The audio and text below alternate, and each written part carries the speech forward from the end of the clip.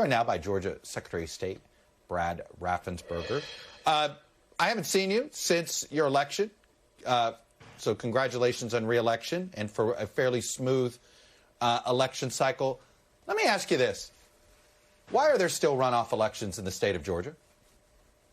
Well, in Georgia, we say that we have to have at least 50+1 to win in a race, and so that's why we do things like that. So that's just how it works.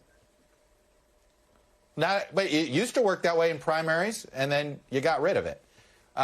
Is it something that you think, I mean, runoffs, the whole idea of a runoff election was created for some nefarious reasons. It was to keep minorities, potentially keep minorities out of power back in the day. This is not the situation here, but is this a case where it's outlived its usefulness? Well, we still have runoffs in the primaries also. And 4 years ago, was in a runoff for the Republican primary, and then in the fall race, there's also another runoff.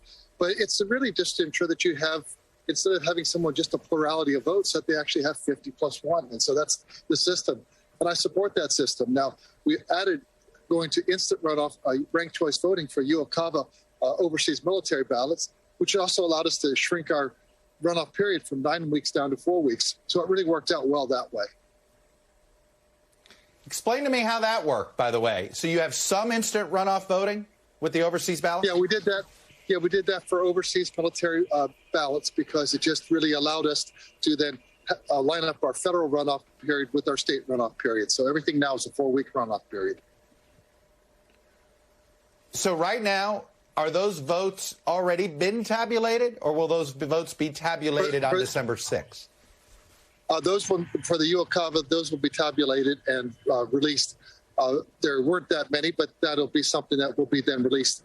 But then also right now we've already built the ballots, and for the absentee ballots, those were receiving applications. Absentee ballots will be going out. And so voters will still have 3 choices. They can vote no excuse absentee. They can vote 1 week of early voting, and then also on election. You know, as the National Republican Party has this debate about the Trump effect, I always point to you and Governor Kemp as examples that you got more votes by being farther away from Trump's brand than those that were closer to Trump's brand. Is that the simple math you would offer up to Republicans wondering which direction the party should go?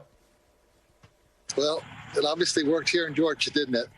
But you have to look at what I've been doing for the last year and a half. I've been traveling all over the states, talking to groups, business groups, Rotary, Kiwanis. I've even gone to Tea Party groups to explain, here's what happened in the election of 2020. Here's what the Election Integrity Act of 2021 does do and does not do. And just take conversations and then take questions from people that were in the crowd and just answer their questions. And I think at the end of the day, I gave people the right answers because it was based on the truth. Now, many of them didn't like it, hearing what the cold, hard facts were, but they could accept it because we had the facts on our side. Do you take some gratification in the fact that, no, we didn't lose any? It doesn't seem we had any prominent election deniers this year, whether in Georgia or anywhere else. What do you attribute that to? I think voters are smart, and I believe that most people are good. And I think they want people to follow the law and follow the Constitution.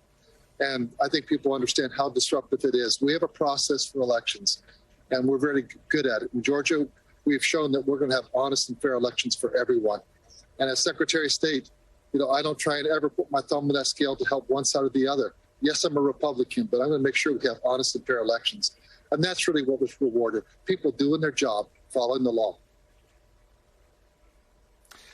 You've been very reticent to weigh in on national politics. Do you have a candidate yet you want to support in 2024? Well, as Secretary of State, I'm never going to tell you who I'm endorsing just because as the chief election official, I don't want people thinking, oh, he must be doing something to help his friend. And so I we'll stay out of that. But obviously, I'm a Republican, and I'll be looking for, a strong Republican candidate that has character, integrity, ability to engage in civil discourse. And just vote Reagan, can speak kindly. Right. Does Herschel Walker have that character for you to vote for him? Well, like I said, I don't endorse candidates, and I stay out of, commenting on ongoing races. Well, look, I think that's a fair issue, and I'm not going to press it there because you are the umpire here, and I get that. Secretary of State Brad Raffensperger, appreciate you taking a couple minutes and catching up with us. Again, congrats on your reelection. Thank you, Chuck. Take care. Thanks for watching our YouTube channel. Follow today's top stories and breaking news by downloading the NBC News app.